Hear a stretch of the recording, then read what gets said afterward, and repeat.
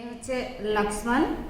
ওর সমস্যা হচ্ছে ও দৃষ্টিহীনতার জন্য ও যেহেতু দেখে বুঝতে পারছে না খাওয়াটা যে ঠিক মতো কোথায় কতটা ছড়িয়ে গেল, সেই জন্য ওর খাওয়ার সময় একটা সমস্যা হচ্ছে। ওর খাওয়ার অনেকটা অংশ পড়ে যাচ্ছে, চারদিকে পড়ে নষ্ট হচ্ছে, খাওয়াটাও খুব বাজে করে খাওয়া হচ্ছে। এটা ওর কাছে একটা বড় সমস্যা। এই সমস্যার সমাধান করার জন্য আমরা যদি এরকম ডিপ থালা নিই তাহলে ওর আর এই সমস্যাটা হয় না। এই সমস্যাটা সহজে সমাধান করা যাবে। এই যে এই থালাটাতে খাচ্ছে, এখানটায় ও সুন্দর করে খেতে পারছে, কোনো ছড়িয়েও যাচ্ছে না, খাবার পরে নষ্ট হচ্ছে না।